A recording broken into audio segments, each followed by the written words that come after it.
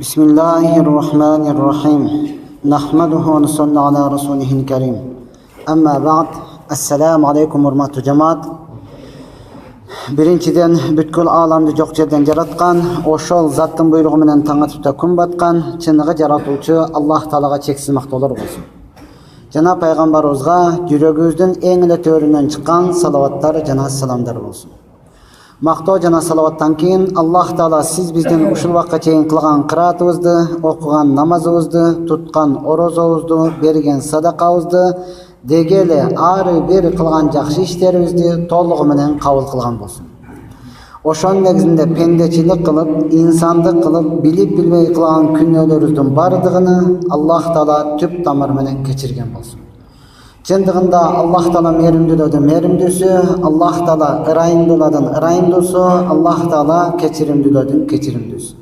Аллах Таала эзектеден бар, анын башталышы жок. Аллах Таала ары дайым болуучу, анын аягы жок. Аллах Таала тирүү, ал эч качан өлбөйт. Аллах Таала ары дайым туруучу, ал эч качан уктабайт. Аллах Таала ырыскы берүүчү, аны эч ким кайтара албайт. Аллах Таала мына ушундай улуу зат, Аллах Тааланын улуулугу чексиз. Аллах Таала качан, кайсы убакта эмнени кандай каалаган болсо, дал ошондой кыла алат. Ошондон Аллах Субхана Таала Кур'ан-ы Каримде өз сөзүндө айтат: "Инналлаха ала кулли шейин кадир." Албетте Аллах Таала бардык нерсеге кадыр дейт. Чынында эле Аллах Таала бардык нерсеге кадыр. Аллах Таала кааласа жок жерден бар кылат. Аллах Таала кааласа бардан дагы бар кылат. Аллах Таала кааласа бүт бардыгын кайрадан жок кылат. Аллах Таала өзү ахат, жалгыз. Аллах Тааланын эч кандай шериги жок. Аллах Таала жараткан нерселердин бардыгынын шериги бар, бардыгы жуп-жуптан. Албетте урматтуу тууган, Аллах Таала өзү жалгыз калган бүт бардык нерседи Аллах Таала жуп-жуу менен жаратты. Ошол жаратылган нерселердин эң улуусу кылып адам баласын жаратты. Адам ашрафул махлукат, жаратылган нерсенин эң улуусу адам баласы. Албетте урматтууган, адам баласы ама бул дагы жуп болушлугуну Аллах Субхана Таала никеге байлап койду. Айбандан айырмалап, айбан каалагандай кыла турган болсо, жок, адам баласы өзүнүн адамдык сыфаты сакталып калыш үчүн, өзгөчө му'мин мусулман баласы топтолуш жуп болушлугу үчүн Аллах Таала никени байлап койду. Негизинен айтып келебиз, урматтууган, бир мамлекет бул үй бүлөдөн куралат. Ал эми үй бүлө боло турган болсо, эркек аялдан. Эркек аялдын куралыштыгы бул нике менен, ажырашлыгы бул талак менен. Ошондон бүгүнкү муфтияттан берилген темабыз талак туурасында сөз кылмакчыбыз, урматтууган. Талактын берүүнүн жолдору же болбосо 3 талактын кесепети. Бүгүнкү динден ушунчалык алыстадыкпы же деги эле динге көңүл бурбай калдыкпы? Негизден үйлөнүүнүн маселесин билбейбиз, үйлөнгөндөн кийин ажырашуунун дагы маселесин билбейбиз. Ошондон канчалаган бир тууганыбыз, урматтууган, негизи чектелинген укугун учила талак. Бирок канчалаган бир тууганың 100 талак берип салган, 10 талак берип салган, тоодой талак берип салган, үйдөй талак берип салган. Мына ошондон урматтуу тууган, бүгүнкү эки колун мурдуга тыгып, эми өкүнүп калган учурлары мына ошондон. Мына ошондон урматтууган, негизден эркек болуп жаралганыңызга шүгүрчүлүк кылыңыз. Себеби Аллах Таала Кур'ан-ы Каримде айтат: "Ар-риджалу каввамуна алан-ниса." Биз эркектерди аялдарга башчы кылып койдук дейт. Бул аят качан түштү? Билебиз, урматтууган, элибизде сөз бар. Турмушта казан кагышуу болбой койбойт, баары болот дейбиз. Турмушта казан аяк кагышат, уруш болот, сөзсүз болот. Албетте урматтууган, болгондо дагы анын чеги менен. Му'мин мусулманда негизден болбош керек. Эми болуп кала турганыбызда сөзсүз да таракатырак уруп, сындырып көгөртүү менен эмес, балким тил менен. Койсоңчу, сен постоянно сүйө бересиң да, я көп сүйлөчү, оозуңду жапчы, тилиңди тый дедим го. Мына ошо менен болуш керек эле. Бирок бүгүнкү күнү урматтууган, биз өзүбүз үлгү ала турган пайгамбарыбыздан жана анын достору сахабалардан үлгү ала албастан, балким динсиздерден үлгү алып туруп, көзүнү көгөртө коюп, бир жерин кайрып коюп, сындырып коюп туруп, мына ошонун негизинде урматтууган жашообуз уланууда. Бүгүнкү күнү ошону оңдоонун максатында урматтууган. Албетте пайгамбар саллаллаху алейхи вассалам пайгамбар болуп келип, ал динди жеткирген учурда ислам динини дагы жаңадан кабыл алып аткандары дагы не кылган? Сахабалар болгон, урматтууган. Алардын жашоосунда дагы чынында да турмушунда дагы уруш, жаңжал, бири-бири менен айтышуу болгон. Болгон эмес деп айта албайбыз. Алар периште болгон эмес, урматтуу. Алар дагы инсан болгон.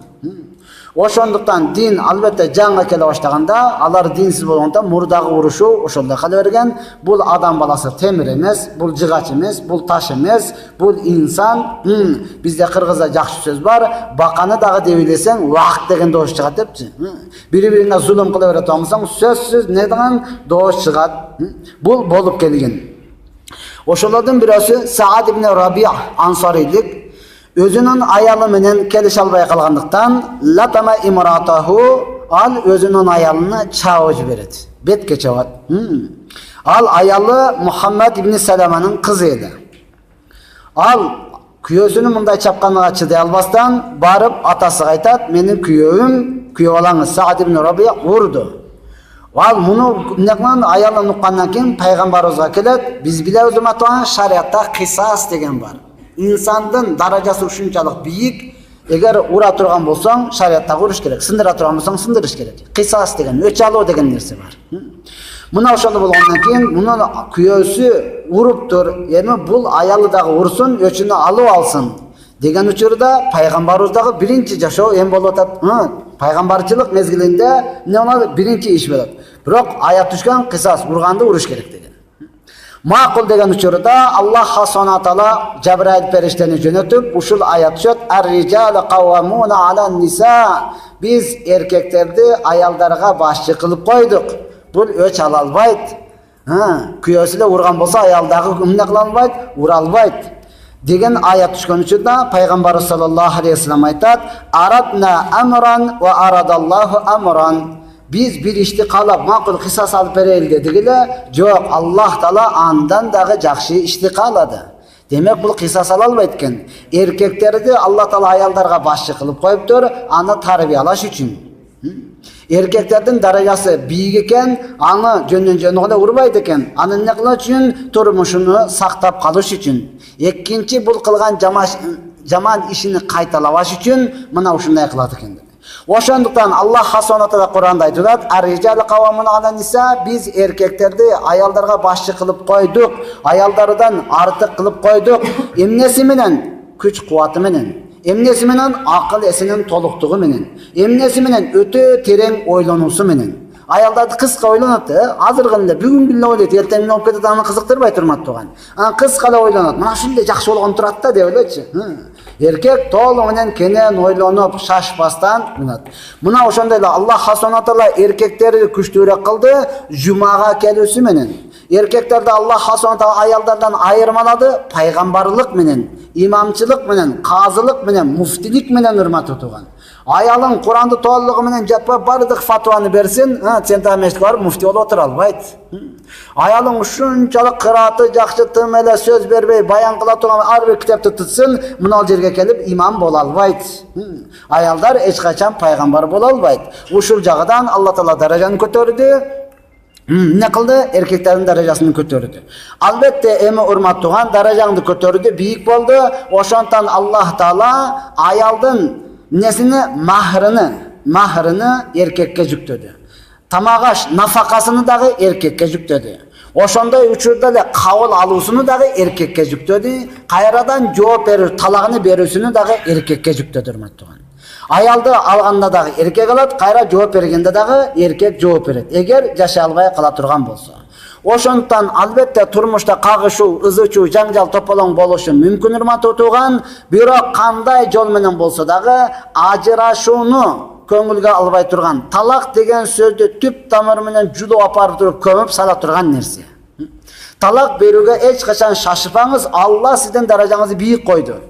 Акылыңызды өтө чоңураак кылды, терең ойлоно турган кылды. Мына ошондуктан талагымды бер, жоомду бер, жашабайм десе бар 100 талак деп бербей, урматтууган, ойлонуң, терең отуруң. Пайгамбар саллаллаху алейхи вассалам айтат: аялыңар менен урушуп кетип, аялың тилин тыйбай ачып келе турган болсо, айтып атат болсо, тик тура элең, отуруп ал.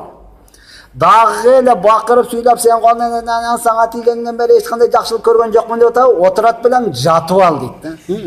Адам падам эмес экенсиң. Сага сүйлөгөн мен деле киши эмес экенмин деп эшикке чыгып кетет. Ага каршы тура турган болсоң, оозуңду жап деп турган болсоң, шайтан алейхилана ала күш. Отурасың карап, бүрүп жаткырды. Аял толтура, либой аялды алып аласың дейт. Ага да айтат, либой эркекке тийип аласың. Туура, урматтуу тууган, сен башка аял таап алышың мүмкүн. Ал башка эркек таап алышы мүмкүн, бирок ортодогу балдар кандай ата табат? Кандай эне табат алар, урматтуу тууган? Мына ошондуктан терең ойлонуш үчүн Аллах Субхана Таала эркектерге гана берген. Аялыңыз сизге жакшы шүгүрчүлүк кылады, Алла Таала талакты аялга тапшырган эмес. Эгер аялыңызга тапшырып койгондо Алла сактасын да, күнүгө 100 талак берип 100 жол жарашабы деңиз, 1000 талак берип 1000 жол жарашабы деңиз, Кудай билет. Сизди эркек деп Аллах Таала сизге берди. Ошондон пайгамбарыбыз саллаллаху алейхи алымдарыбыз толук жолдорун көрсөтүп берди. Эгер аял киши баш ийбей, үйдөн каалаганда чыгып кетип, сиз чакырган учурда үйгө келбей, башка жака кетип калып, башка бирөө менен жүрө турган болсо, анда урматтаган эң биринчи ага не кылгын? Насаат бергин дейт. Жакшы сөздөң, мен сени сүйүп алдым. Мен сени башкалардан эң биринчи сени тандап алдым. Көз ачып көргөн мени сүйүктүү жарым сенсиң. Туура, мен башка кызды таап алышым мүмкүн, бирок эмне көз ачып көргөнүм сенсиң. Кой, андай кылба. Кел, мындай кылайлы. Эмне жетпей жатат? Эмне кылыңыз? Чакырып алып аны менен кеңешиңиз. Ага жакшы насаатыңызды айтыңыз. Дагы деле болбой жатат. Дагы деле оңолгон жок. Кетти, жумушка кетем дейт, барсаң жумушунда жок, башка жака кетип калган. Эжем үйгө барып азыр келем дейт, кечке чейин келбейт. Мына ушундай кылып атабы, анда урматтууган экинчи тепкичке өтөсүз, төшөктү бөлөсүз. Төшөктү бөлүү деген сөз эркекке барыр да, аялга өтө катуу тиет, эгер түшүнүктүү аял болсо. Эгер чынында эле жашаймын деген аял болсо, жашабайм деген болсо, ого баары бир, кайра сүйүнөт. Наргы бөлмөгө кирип, дагы эле телефонун чукулуп отура берет, рас болбоду депчи. Эмне көрүп атасың, иши жок деп. 1-2-3 күн бөлөсүз, ал дагы таасир бербеди. Таасир бербей турган болсо, урматтуу тууган, анда не кыласыз? Зыян бербей турган кылып урганга дагы шарият укук берет. Зыян бербей турган дегени чымчы, колуң менен түрт, башың иштейби депчи. Келдиде шапатак этип коюп, нокаут деп отура бербе. Биринчи раунтта эле тынчыттым дебе, урматтуу тууган. Аны жооп бересиң албетте. Шарият ушунчалык деңгээлде. Ага дагы көнбөдү, ага дагы болбоду, урматтуу тууган, анда өзүңүздүн ата-энеңиз же өзүңүздүн бир тууган жакындарыңызга айтасыз, анын дагы жакындарга айтып, биздин турмуш мына ушундай болуп атат. Мага баш ийбей жатат. Мен ушунчалык деңгээлге чейин жеттим. Айткыла деп туруп, ал туугандарды бириктирип, ошолорго айттырасыз. Турмуш мына ошону менен уланат, урматтуу тууган. Жок, эч кимге айтпа, өзүм чечем, эмнеге ага айтып атасың? Жок, аны менен кетпейт. Сиз эч ким эмессиз. Биз эч кимди башкара албайбыз. Чүнкү мен башкарышым керек. Мына мен айтам, жок, мен ушул убакка чейин айтып келгенмин, дагы айтам, бул нерсе пайгамбарыбыз менен Айша энебиздин ортосунда дагы болгон, урматтуу тууган. Пайгамбарыбыз менен Айша энебиздин ортосунда дагы келишпестик болгон. Пайгамбарыбыз пайгамбар болсо дагы, бүткүл аламга рахмат болуп жөнөтүлгөн устаз болсо дагы аялыга айтып атат, кел анда, эмне, бирөөдөн барып кеңеш сурайлы. Сен туура болсоң айтсын, Айша туура экен, Алланын элчиси кечиресиз го, бирок мындай кылыңыз деп айтсын, мен кылайын. Жок, мен туура болсом сагайсын, сен кылгын. Кимге барайлы? Айт. Айша өзүңүз айтыңыз деди. Пайгамбар айтты, жүр энди Умарга барасыз. Жок, Умарың каттуу адам, бакырып салат оны. Анан каяка барайлы? Атама Абу Бакырга барабыз. Макул, жүрү деди, экөө эрчишип барды. Баргандан кийин Абу Бакыр разияллаху анху күтүп алып туруп келгиле. Эмне болду? Тынчылыкпы? Дегенде пайгамбарыбыз айтты, Айшаны өзүгө карап туруп, айтасыңбы же мен айтайынбы деди. Десе Айшаны өзүнө дейт, өзүңүз айтыңыз, бирок чындыкты айтыңыз деди да. Сиз айтыңыз, бирок туура айтыңыз. Деши менен Абу Бакыр разияллаху ордудан туруп, кызыны чапканы жөнөдү да, урганычы. Пайгамбарыбыздын калпайган айтканын качан уктуң эле деп чапканы жөнөгөндө, кайра эле не кылды? Айшаныбыз пайгамбарыбызга, караң, атам жаман уруп салат деди. Анан пайгамбарыбыз айтты, биз андай нерсеге келген жокпуз, бизге кеңеш бериңиз деп туруп. Айтты, Абу Бакыр разияллаху анху чечип берди, жашоосу сонун болуп уланды, урматтуу тууган. Ол пайгамбарыбыз саллаллаху алейхи бизге көрсөтүп берди, эмнеге биздин жашообузда ал нерсе толтура болот. Ошонтан кеңеш, ошонтан сура. Биз өкүл атаны неге коебуз, урматтуу? Эптелерди торпогун алыш үчүнбү? Эптелерди алтын шекегин алыш үчүнбү? Өкүл атаны койгондон максат мына ошол да, урматтуу тууган. Неге сиз атаңызга өтө жакшысыз, апаңызга өтө жакшысыз. Биздин уул андай кылбайт, биздин баланы билебиз, таптаза, бул деген ушундай, кой оозунан чоб алгыз, мына ушундай дейт. Аялыңызга ата-энеси ошондой. Аны өтө жакшы кызды, биз кызыбызды билебиз, манандай биздин кызыбыз эч качан андайга барбайт. Силерге келүүдө ушинтип калды, силерден угуп атабыз, бергенибизге өкүнүп атабыз, силерди карап деле турган жок элек, келгениңерден анан кийин бергенбиз депчи. Мына ошону чечип бере турган бул өкүл ата болуш керек, урматтуу тууган. Кызыңды билем, баланы дагы билем. Экөөң манандайсың. Дөйдүрөбөй жакшы болгула. Мындай кылбай мынандай болгула деп ошол чечип бериш керек, урматтуу тууган. Өкүл атанын пайдасы мына ошол да. Мына ошондон эгер аны кылбай турган болсо өкүл атаны коюштун эле кажети жок, анычы өзүнчө эле бир коррупция боло бербесин да. Байга барып эле өкүл ата болуп бересизби деп. Мына урматтуу тууган, мына ошондон не кылабыз? Ар бирини өзүнүн тартибиге коюп ала турган болсок, турмушуңуз дагы жеңил болот, жашооңуз дагы өтө таттуу болот. Эми албетте эркек баары бир кандай болсо дагы эркек дегени кылат, урматтуу тууган. Кандай болсо дагы не кылын? Акылдуу болуш керек, эркек өтө сабырдуу болуш керек, эркек чыдамкай болуш керек, урматтуу тууган. Я Аллах, эми урматтуу тууган, мына ошондон кийин дагы бардыгын айттың болбосо, эми ажырашканга шарият уруксат берет. Бирок пайгамбар саллаллаху алейхи вассалам айтат, талак бериш бул адал нерсе өзүчү. Пайгамбар саллаллаху алейхи вассалам айтат, адал нерселерден Аллахтын эң ачуусуна тие турган нерсе бул талак дейт. Адал нерседен шайтанды эң кубандыра турган нерсени бул талак да. Адал нерсени кылсаңыз шайтан өлүп кетсе ыраазы болбойт өзүчү. Бирок талак берсеңиз шайтан ыраазы болуп кетет да. Халал нерсени кылды, өтө сонун болду депчи. Адал нерсени Аллахтын эң ачуусуна тие турган мына ошол талак, урматтуу. Эми бардык шартын көрдүңүз. Насаат айтсаңыз дагы укпады, төшөк бөлсөңүз кайра жыргады, урсаңыз биротоло жыланыңыз аждарга айланды, досторго, туугандарга айтсаңыз билбейбиз, өзүңөр чечесиңер, биз айттык силерге деп койду. Эми ажырашканга туура келип калат болсо, анда жолу бир эле жолу. Макулбу? Макул, бир талак жоогуңду бердим. Эч бир болбой кеткен учурда, урматтуу тууган. Болду, ошентип коюң, жетет мына ошол. Ажырашканыңызга дагы жетет. Жок, 2 жылдан кийин, 3 жылдан кийин ойлонуп туруп кайра эле жашайт окшойбуз, мен башка эч кимди таппадым десеңиз, кайра жарашып алганга дагы оңой жолу мына ошол да. Түшүндүңүзбү? Бери десе эле ошол заматта эле 100дү 1000ди берип салбаңыз, урматтуу тууган. Пайгамбар саллаллаху алейхи вассалам айтат, эркектин 3 эле талак. 3 эле талакка эмне кыласың? Укуктуусуң. Эгер 100 талак болгон болсо, калган 97сиге жооп бересиң деген кыямат күнүчү. Калган 97сиге сен жооп бересиң, урматтуу. Аял жооп бербейт.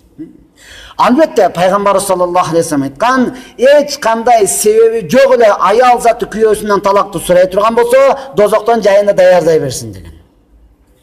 Себеби жок. Я Аллах, себеп деп кайсын айтабыз? Аялы эч качан талак сураганга укугу жок. Эгерде күйөөсү үй жай, жатакана жерде, маскан даярдап берсин. Мейли квартира болобу, бирөөдүн үйү болобу, кызыктырбайт алчы. Өзүңдүн үйүң болуш шарт эмес. Өзүң үй салып, өзүнчө бөлүп коюшлугуң шарт эмес, урматтуу тууган. Ал Кудайга шүгүр шарт, квартира деген бар ошол да. Бардык мына өзүм салдым, ал деле квартира, эртең өлсөң калат деген сөз да.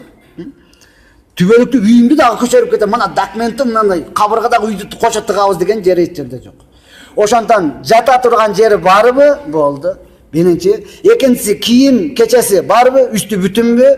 Үчүнчүсү тамак ашы бүтүнбү? Тамак ашы курсагы токпу? Төртүнчүсү шариат ишиге бара алат эркек.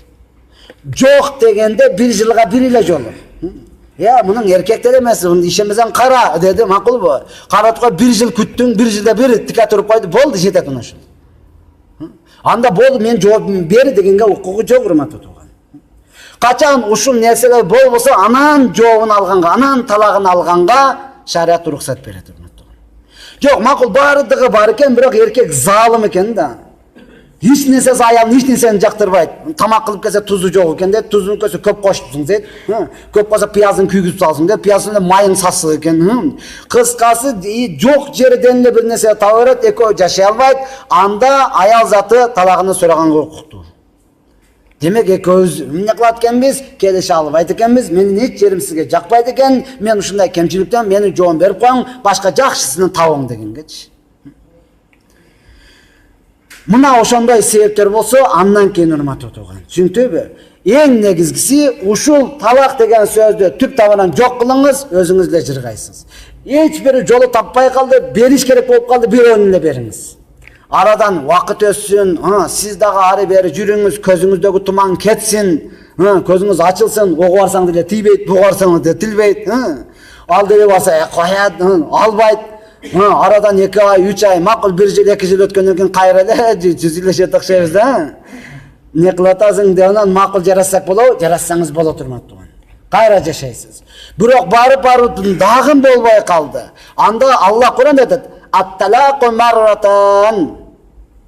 Талак бериш 2 жолу да. Анда экинчисин дагы бериңиз, урматтуу туган.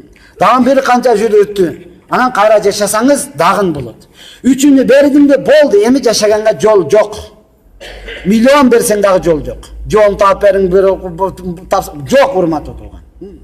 Эгер жолу бар дей турган болсоңуз, каргышталган жол алчы. Халала деп коет, ал каргышталган. Пайгамбар саллаллаху алейхи вассалам халала кылуучу эркекти дагы, аялды дагы каргыштаган. Ал деген сөз бирөөгө турмушка бересиң, ал экөө шариат ишиге барып кайрадан талагын берет, анан кийин аласың да. Эркек намыстуу дагы болуш керек, урматтуу туган. Түшүнүктүбү? Алсаң боло берет, макул, аны дагы алсаң жашооң кете берет, халал болду, жашасаң боло берет, урматтуу туган. Бирок устазыбыз айтып калчу эле, Таштан кайра деген устазыбыз бар, айтат: "Жоготкон калошуңду кайрадан тапкандай болосуң" дейт. Менин калошум мына ал депчи. Былтыры жоготуп едим да, чоңоюп калганбы дедим. Точно эле ошол эле го. Бирок саат чоңоюп калыптыр депчи. Жоготкон калошуңду. Чүнкү мына ошондон урматтуу бир туугандар, сиздер балдарыбызга дагы, кыздарыбызга дагы бул нерсени айтып, жеткирип түшүндүрүшүбүз керек. Машалла, баш кошту болду, шүгүрчүлүк кылыш керек, ажырашууну түп тамырынан жок кылсын, урматтуу. Атасыңбы, энесиңби, бир туган кызыңды өзүгө тапшырып койбо, балаңдын өзүгө тапшырып койбо. Эми өзүң чечесиң да. Жок, бергел. Сен чечпейсиң, мына мен чечем. Сен менин баламсың, мынандайсың. Сен менин кызымсың, барып жашайсың. Өлүгүң ошол жерден чыксын. Айтың, урматтуу тууган. Бекем болуң. Кой, анан өнсөм барып асылып алсачы, анан мүнсөм мындай болуп калсачы. Алдын алады өзүңүз коркуп аласыз да.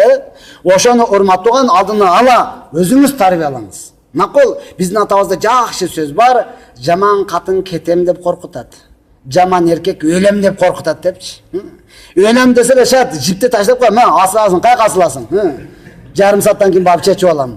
Бычакты таштап кой алдыга, урматтууган. Өлүм бул оңой нерсе эмес, албетте. Өзүн өлтүрүшлүк, урматтууган, бул эч качан не кылат? Бейишке кирбей турган нерсе. Аны дагы түшүндүр. Бейишке кирбейсиң, өлөм десең өлө бер. Кой өлбөчү бери калган. Кетем, бар кетсең кете бер. Үйүңө барсаң 2 саат жүргөндөн кийин кайтып келесиң да, батпай калгандан кийин. Үйүңдө дагы жык келиндериң бар, жеңелериң бар, ызы чуу экен десең, ойлонуп туруп барбайлап коеюнчу дейт. Мына ошондон урматтуу тууган, мына кыздарыбызга, досторубузга бул нерсени толугу менен үйрөтөйлү, өзүбүз үйрөнөлү. Жарым саатта муну айтып бүтүшлүк жеткиликтүү эмес, урматтуу тууган. Талактын маселеси боюнча канча шарттары бар, канча жолдору бар. Мына ошондагы ар бир өзгө зарыл нерсе. Бериш үчүн эмес, урматтууган, сактаныш үчүн үйрөнүңүз. Мен билип алайын, анан кийин катыныма ушинтип талак берем дебей. Жок, ошентип берип калып туруп, мына эмне кылам, өмүр бою өкүнүп калбастан, мен ошондой жолго барып калбайын. Толугу менен бул нерсени үйрөнөйлү. Эми урматтуу тууган, албетте, эгерде экөө баш кошуп туруп эмне кылат болсо, аял заты күйөөсүнө баш ээ турган болсо, пайгамбар саллаллаху алейхи вассалам өзүнүн хадисинде айтат: "Ал-мар'ату иза саллат хамсаха." Качан аял заты турмушка чыкты, 5 вакыт намазын окуса, Рамазан айында орозосуна кармаса, өзүнүн уяттуу нерсесини башка эркектерден сактап, күйөөсүгө гана арнаса, жана күйөөсүгө моюн сунса, баш ийсе, бейиштин каалаган эшигинен кирсин дейт.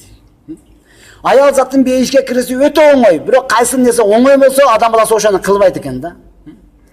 Эшектин жүгү жеңил болсо, жаталак болот дейт го атабыз.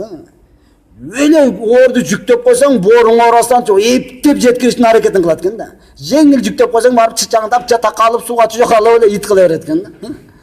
Мына ошондон аял заттын бейишке кирүүсү оңой эле. Пайгамбар эмне дейт? 5 вакыт намазын окуса, Рамазан айында орозосун кармаса, уяттуу жерини сактаса, күйөөсүнө моюн сунса, болду, бейиштин каалаган эшигинен кирсин дейт.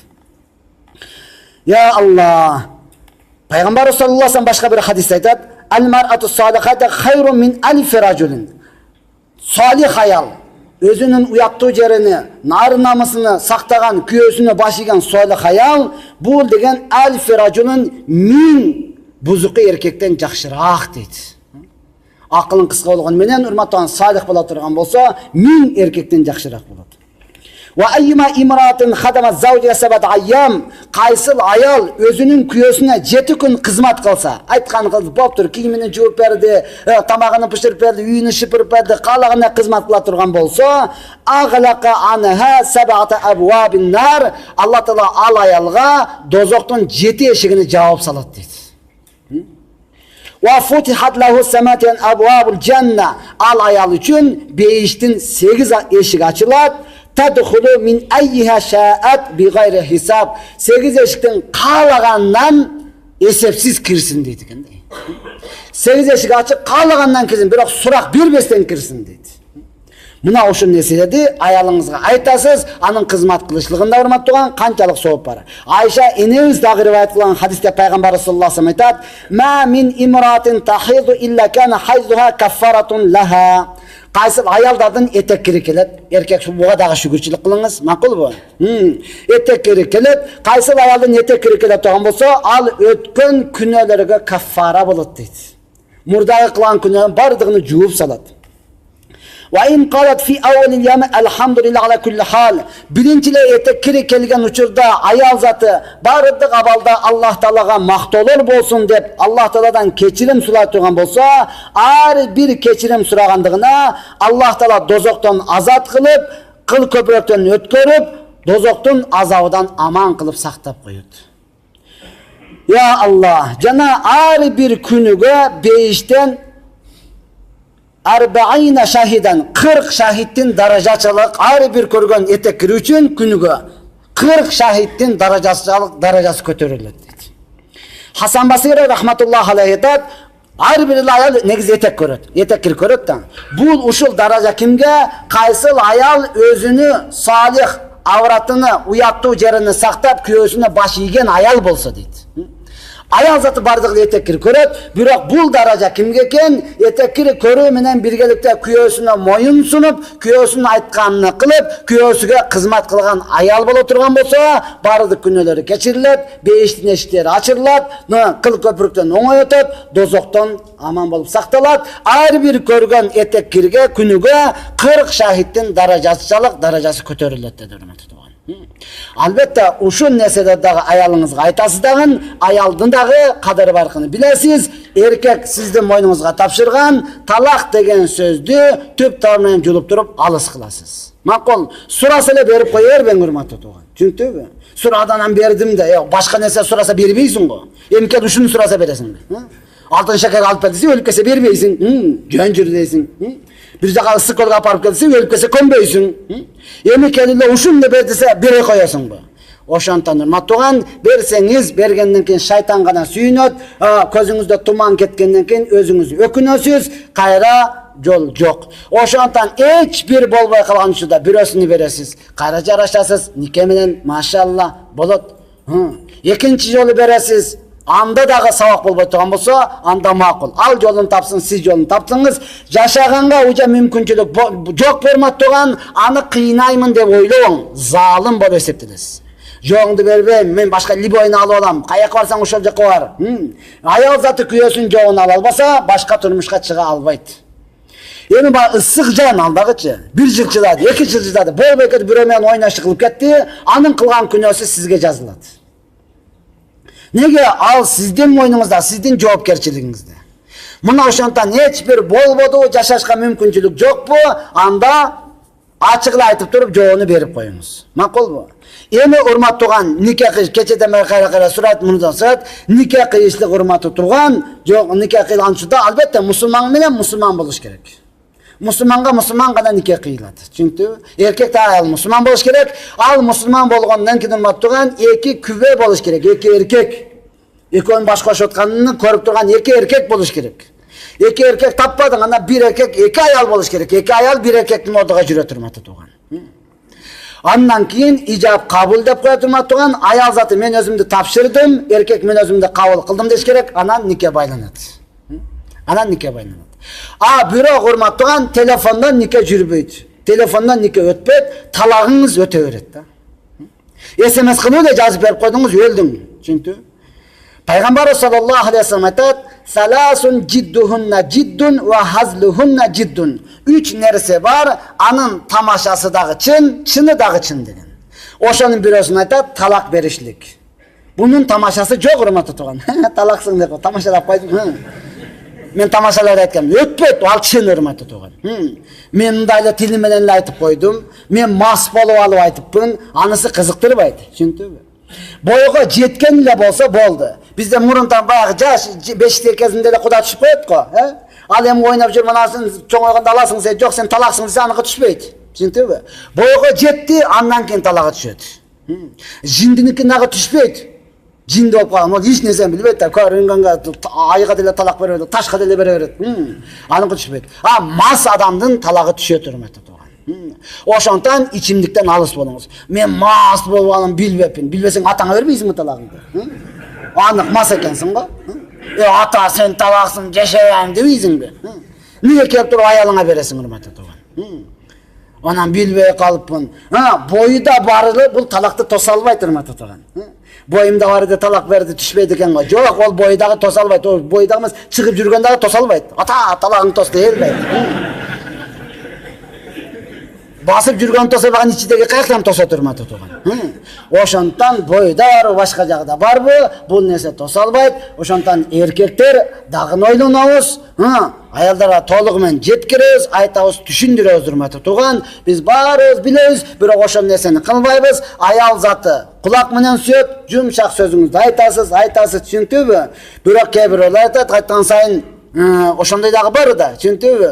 Жош эркелеткен сайын бир өтөлө теке бар, мен мушундай болуп калган экенмин. Жок, пайгамбар саллаллаху алейхи ва саллям айтат, кайсыл аял күйөөсүнө айта турган болсо, мен сенден эч кандай жакшылык көргөн жокмун деп айта турган болсо, анын бүткүл амалдары текке кетет дейт.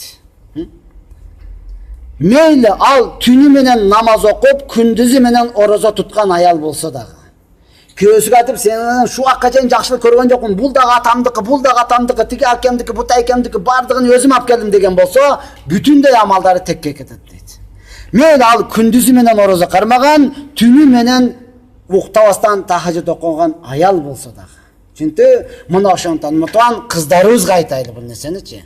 Кайсы нерсеси бар, бардыгына шүгүрчүлүк кылайлы, акырында айта турган сөз урмат туган, айтып келгенбиз дагы айтабыз. Али разияллаху анхуну бұл Фатима энебизди алган эле, пайгамбарыбыздын кызыны. Салман Фарис айтат, пайгамбарыбыз экөөбүз отурсак, Фатима энебиз килип келип туруп ыйлай баштады. Пайгамбарыбыз сурады кыздан, кызым, сага эмне болду? Десе, кыз айтат, мен кечинде күйөө балаңыз менен ойноп отуруп, тамашалашып отуруп, оозумдан жаман сөз чыгып кетти. Күйөө балаңызды капа кылып алдым, тарынтып алдым. Андан кийин кечирим сурадым, 72 жолу кечирим сурадым дейт. Keçirip koyunuz, ikinci aytpayım. Keçirip koyunuz, ozumdan çıkıp gitti. Keçirip koyunuz, bilbey aytып alıpın. Keçirip koyunuz, ikinci kaytalayın. Uşintip 72 jolu suraganımda jılmayıp keçirgendigini bildirdi. Birok men dagı dele korkup ойлонотам, ахвалым кандай болот дегенде пайгамбар саллаллаху алейхи ва саллям айтат: ey кызым, мени жараткан акыйкат менен валлази баасани бил хак набиян, мени пайгамбар кылып акыйкат менен жөнөткөн Аллага касам ичип айтам, лау митта кабла ан тарда алиян лам усалли алейки. Эгер сен Алини ыраазы кылбастан өлө турган болсоң, мен сага жаназа намаз окубаймын деди да. Кызыга айтып атат Пайгамбарыбыз не дейт? Мен сага жаназа намаз окубаймын деп туруп, сумма кал: я бинти ама алимта анна риза заужи хуа ризаллах. Кызым, сен билбейсиңби? Күйөөңдү ыраазы кылууң бул Алланы ыраазы кылгандыгың. Күйөөңдү наразы кылгандыгың бул Алланы наразы кылганың. Я бинти айюма имраатин عبدت عبادة كعبادة مريم بنت عمران ثم لم يرضى عنها زوجها لا يقبل الله تعالى منها. Kızım, eğer kaysi bir ayal Meryem enemiz, Meryem enemiz ibadat kılganday ibadat kılıp, bırak kүйөөünü narazı kılıp öyle turgan bolsa, anın bir dağı ibadatı kabul bolboyt dedi. Ya Allah. Ya binti afzalu a'malin nisa itaatu zavj. Ey kızım, ayaldardın en жақсы amalı kүйөөсүнө moyun sunuusu dedi. Айтып келгенмин, дагы да айтам, күйөөгө moyun sunuш керек качан ибадатка өкүм берген болсо. Moyun sunбайт качан күнөөгө өкүм берген болсо. Түшүндүңүзбү? Аялыңызга, аны да кызыңызга дагы айтып коюңуз. Урматтуу, арага алып келсе пошел десин. Макулбу? Муну алып келсе пошел десин. Урматтуу, күнөөкөр болбойт. Алып келбей дегендиги үчүн сооп алат. Кайсы эркек ошого өкүм бере турган болсо күнөөгө, анда не болот урматтуу? Ошол эркек өзү күнөөкөр болуп калат. Ошондон жумшаганда дагы урматтуу туган, каяка жумшап атасыз, эмнеге баш ийбей жаткандыгын дагы карап коюңуз. Күнөөгө баш ийүү жок. Аллаха ибадатта баш ийүү бар. Күнөөгө ал эмес муфти жумшасы дагы, имам жумшасы дагы күнөөгө баш ийүү жок. Ибадатка гана баш ийүү бар. Мына ошондон урматтууган, ар бир өз турмушубузду бекемдейле, үй бүлөбүздү сактайлы, ибадатты бекем кылайлы. Даярбыз иншалла бардыгыз. Ва ахири давана алхамдулиллахи раббил аламин. Я Рабби, айтылган сөздөргө аман кылышка толук жардам бергин. Бүткүл мусулмандардын ортосуна сүйүү, ынтымак, махабат, тынчтык, биримдик бергин. Ар бир мусулман ортосуна, адам атабыз менен оба энебиздин ортосуна кандай сүйүү, махабат берген болсоң, дал ошондой сүйүү, ынтымак, махабат бергин.